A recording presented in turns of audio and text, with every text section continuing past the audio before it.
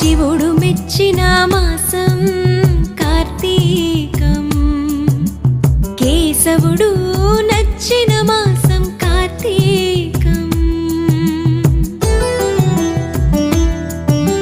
శివుడు మెచ్చిన మాసం కార్తీకం, కేశవుడు నచ్చిన మాసం కార్తీకం. హరిహర ఏకోన్ముఖ మాసం కార్తీకం, ప్రకృతి పరవశించిన మాసం కార్తీకం.